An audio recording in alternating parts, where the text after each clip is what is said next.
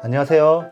법무법인 화담의 최현정 변호사입니다. 박영준 변호사입니다. 네, 오늘은 아파트 입주자 대표회의 그리고 오피스텔 관리단의 역할에 대해서 말씀 나누겠습니다. 네, 입주자 대표의 관리단, 어쨌든 법적 단체죠. 그렇죠. 네, 관리단 같은 경우에는 흔히들 관리단 구성이라고 생각을 하셔서 관리단을 만들어야 된다고 생각을 하시는데 집합건물법에서 그렇죠. 따르자면은 당연히 구성되는 단체입니다.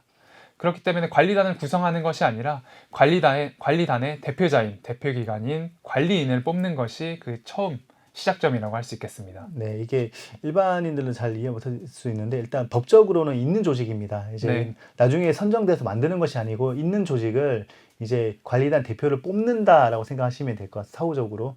그러니까 이제 관리단이라는 어떤 그런 공식적인 주체가 있기 때문에 오피스텔에서 우리는 아직 없다고 말씀하셔도 법적으로 있는 것이고요. 이제 채워 나가서 다시 소송을 진행하는 것이 바로 관리단입니다. 네, 이런 관리인이나 입주자 대표의 회장분이 있으셔야지만 사실 어떤 문제를 인지를 하고 해결책으로 나아가는 데 있어서 그 대표기관으로서 행위를 할 수 있지 않겠습니까? 그렇죠. 흔히들 말하는 법무법인을 선정을 하거나 하자 진단 업체를 선정을 하거나 아니면 최소한 시공사와 합의를 한다고 하더라도 어떠한 그 대표자가 있어야 되는데 그 대표자가 관리인 내지는 입주자 대표의 회장일 겁니다. 네, 그러면 아파트 또 오피스텔 전체 소유자들의 어떤 권한을 대표하는 그런 공익적인 측면이 있는 반면에 네. 또 문제는 각 소유자들부터 좀 비난을 받을 수 있는 또 굉장히 어려운 자리에 있다라는 것이죠. 맞습니다. 그래서 어떤 결정을 할 때에 특정 아니면 대다수는 아니겠지만 특정 입주자들이 비난받을 행동에 대해서 또 굉장히 좀 조심스러운 게 맞고요.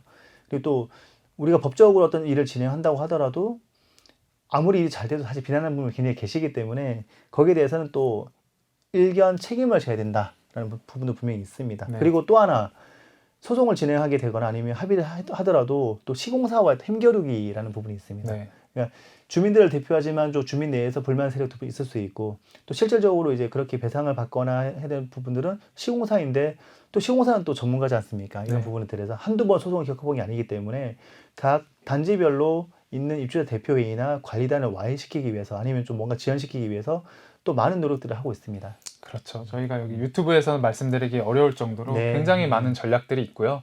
그것 때문에 사실 와해되는 관리단이나 입주자 대표의 분들도 있습니다. 그러니까 대표회 분들이 전업으로만 그 일을 하시면도 모르겠는데 그렇지 않지 않습니까? 그렇죠. 사실은 또 동을 대표해서 또 아파트 입주자를 대표해서 어떻게 보면 봉사하는 마음으로 시작을 했는데 이걸 이제 아예 그냥 전업으로 하고 있는 시공사 전문가들이 만약에 이것저것 흔들게 되면 사실 일을 잘 모르는 입대위 분들은 흔들릴 수밖에 없습니다. 그리고 또 비난도 받기 싫고요, 사실은. 네. 예. 그래서 지친 마음에 이러한 권리 자체를 포기하는 경우도 많은데 사실 그런 문제를 해결하기 위해서 어찌 보면 변호사라는 게 있는 거 저희가 있는 아니지 거죠. 않습니까? 네. 실제 이러한 하자 분쟁 문제 해결을 전문으로 하는 저희 법무법인 같은 업체를 선정을 하셔가지고 이러한 시공사와 직접 싸우시지 마시고 네. 전문 이제 변호사를 통해 가지고 문제를 해결해 나가신다고 하시면은 입주자분들 그리고 동대표님들의 불편함도 없을 뿐만이 아니라 결과 자체도 직접 하시는 것보다 훨씬 나은 결과를 드릴 수 있다는 것은 자신하는 바입니다. 네, 왜냐하면 저희가 케이스가 굉장히 많기 때문에요. 어떤 문제가 발생을 하게 되면 이미 딴 곳에서 발생했던 문제들입니다. 그리고 시공사들도 노하고 있다고 말하지만 그냥 하나의 시공회사일 뿐이기 때문에요. 굉장히 그렇죠. 시야는 좁습니다.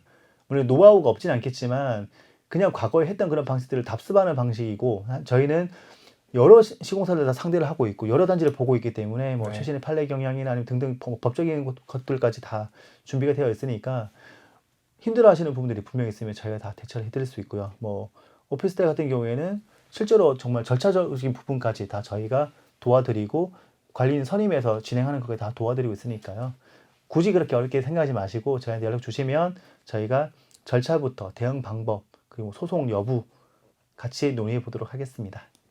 집합 건물 같은 경우에 어찌됐든 말씀해 주신 것처럼 관리인이 있어야지만 이러한 소송 자체가 들어갈 수 있는데 실제 저희가 관리인 선임을 위한 관리단 집회 업무도 대행을 하고 있습니다.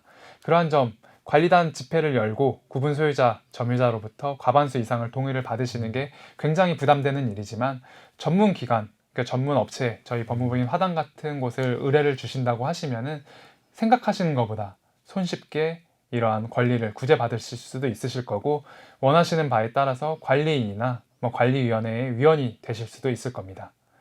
이런 부분은 전문가의 도움을 받으시는 것이 가장 비용도 적게 들고 빠르게 문제를 해결할 수 있습니다. 예, 특히나 또 아파트 입대 같은 경우에는 어떻게 보면 이런 회사를 선정하거나 소송 여부에 대해서 결정할 수 있는 권한도 있기 때문에요. 맞습니다. 이게 한 분 한 분 물론 어떤 절차가 부담스러우시면 뭐 어떤 절차를 통해서 뭐 투표를 할 수도 있긴 있지만 기본적인 권한은 있습니다. 그럼 그런 권한을 통해서 행사를 하실 수도 있고 그다음에 이제 결정되고 난 뒤에 또 여러 서류를 모으는 작업도 있지 않습니까? 그런 네. 것들도 다 저희가 전문적으로 다 받아들이고 소송을 바로 진행하기 때문에요.